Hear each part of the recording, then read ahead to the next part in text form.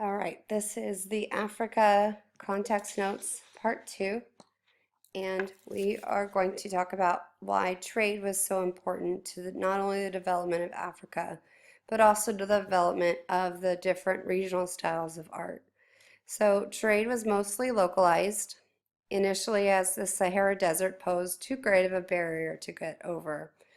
There were a few good natural harbors on the coastlines for ships to dock, so those areas became some of the earliest powerhouses. Nevertheless, as the populations grew, societies began to specialize and trade with others, and promoted the growth of large city-states and empires. East Africa began trading with the Greco-Roman merchants as early as the early centuries CE. They traded with the Arabs in um, off the Saudi Arabian Peninsula, and they introduced Islam, literacy, and the beginnings of the cash economy. Caravan routes across the Sahara were created around the 7th century CE, and this allowed for some kingdoms like Ghana to profit from being at the center of trade routes connecting North Africa to tropical forests. This was able to occur for three reasons. It was created after the introduction of camels from the Arabian Peninsula, and they could travel for a long distance without water.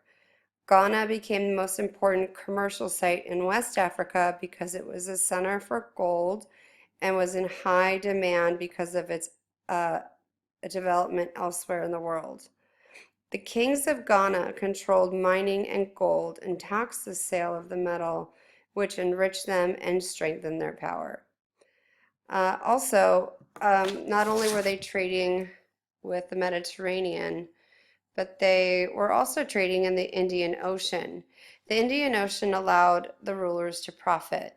The kings of Zimbabwe, which is one of the first pieces we're going to talk about, they controlled and taxed the trade between the interior and coastal regions. This allowed them to forge alliances with local leaders and profit from commercial transactions. Thus, just as the trans-Saharan trade encouraged the building of states and empires in West Africa. The Indian Ocean trade generated wealth and financed the organization of city-states on the coast and large kingdoms on the interior of East and Central Africa. Moving on to religion. For the most part, African religion is focused on explaining, predicting, and controlling the experiences of people in the world.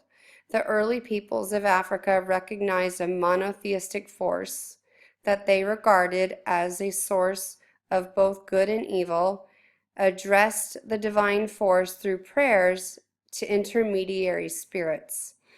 In the Niger-Congo area, the people recognized a single god, originally called Nyamba, Nyamba, who created the world and established the principles that would govern its development, and then stepped back to allow the world to proceed on its own.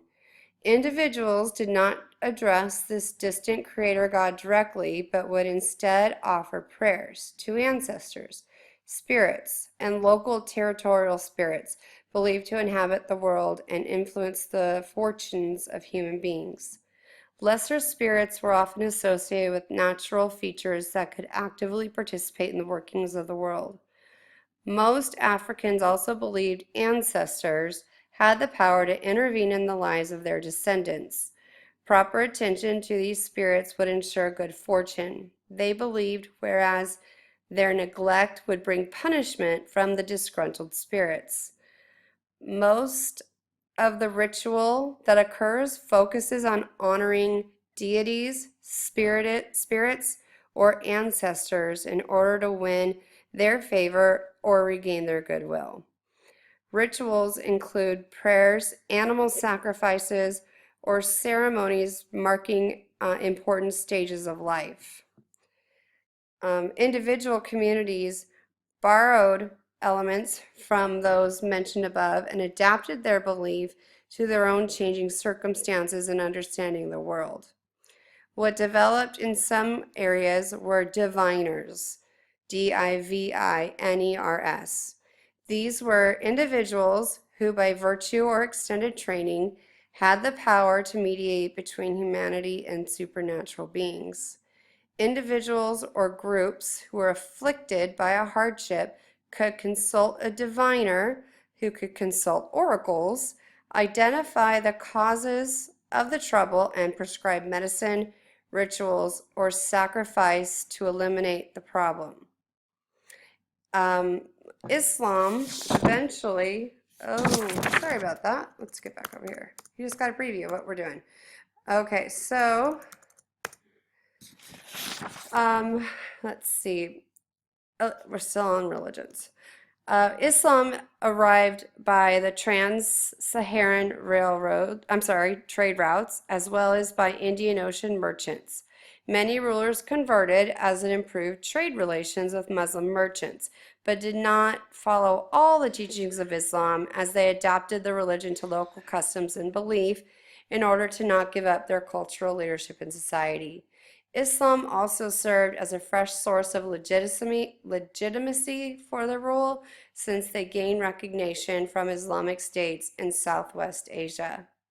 Now, Christianity eventually came when the Europeans started to try to colonize Africa, and some rulers converted in order to establish close commercial and diplomatic relations with Europeans. And you can see that most notably for the earliest of European explorers, the Portuguese. Congo kings converted in order to win favor of the Portuguese monarchy and merchants, but eventually this led to the destruction of the Congolese kingdom and the establishment of the Portuguese colony at Angola. Okay, now we have European influence. From the 15th to the 19th century, Europeans looked at Africa as a source for labor for sprawling plantations that they had established in the Western Hemisphere. Now, recall the slave trade had already existed within Africa for more than 500 years, but increased dramatically upon European arrival. In exchange for slaves, African people received European manufactured products, most notably firearms, which they sometimes used to strengthen military force, which they then sought further recruits for the slave trade. The slave trade took away productive labors from Africa, distorted gender balances as young males were most heavily sought after slaves due to their physical condition, and led to the undermining of the authority of many African kingdoms. Now, we have many gaps in the historical record, and you're going to see that as we go over the pieces, how their times are, kind of all over the place. So these gaps in the record is a result of the fact that African culture and tradition was generally one of oral tradition and largely lacked written language in many societies. Also, there is an ignorance and a Eurocentric predisposition by those collecting and trying to explain African art, which leaves us somewhat confused on what was the art intended to do. And it actually is quite valuable because we can see now what the art was intended for, now that we've had extensive studies within those cultures.